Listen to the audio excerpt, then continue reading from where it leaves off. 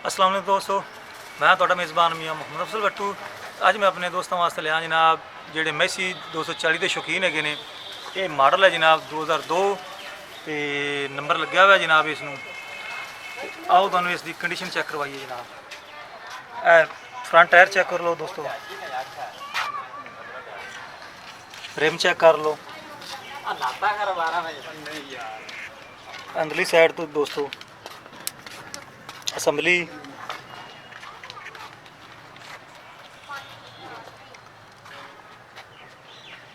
Engine की condition, pump check कर लो। ते जनाब गेयर वाला हिस्सा चेक करो दोस्तों।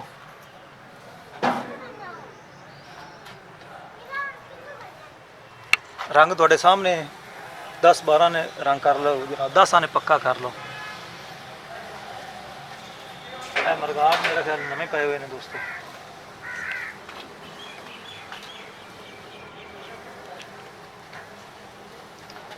टायर चेक कर लो, टायरों की कंडीशन थोड़े सामने है, 10 आने टायर ने तकरीबन। तरेड़ा शरेड़ा है ने जनाब, लेकिन किसी किसी गुड्डी में है, बाकी तकरीबन वाली है लेकिन तरेड़ा मौजूद नहीं, वर्किंग हालत मौजूद है दोस्तों। रिमां की कंडीशन चेक कर लो, इसका पिछला हिस्सा चेक कर लो।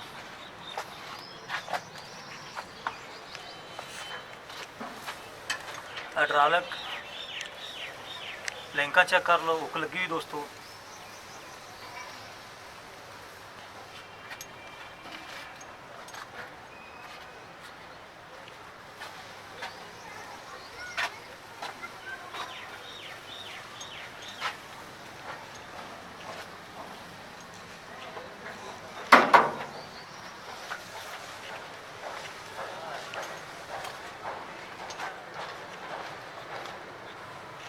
शो चेक कर लो ऊपर वाली साइड दोस्तों।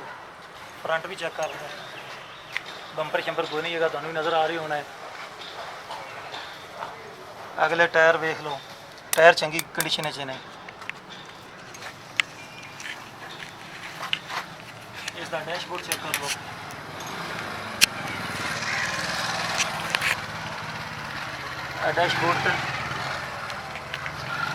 डैशबोर्ड चेक करो दोस्तों।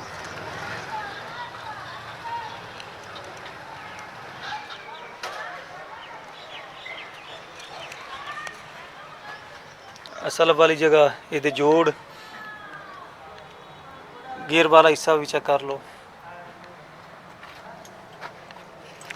इस जनाब मारने सलफ इसकी आवाज़ सुन लगे फिर तसल्ली नाल।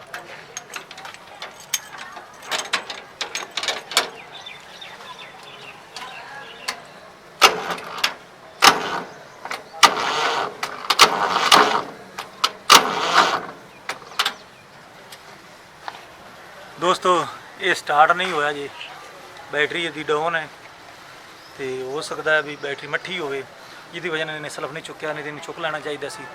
तो ये जी मॉडल 2002 4,30,000 इसका डिमांड है। अगर कोई दोस्त खरीदना चाहता हो तो ज़िला उकाड़ा, तहसील दीपालपुर, शहर हवेली लखा, पाकिस्तान ट्रैक्टर शोरूम पर ट्रैक्टर मौजूद है। अगर कोई दोस्त खरीदना चाहता हो तो रब्ता कर सकता है। तो 4,30,000 इसकी कीमत, तो प्यार मुहब्बत भी हो जाएगा।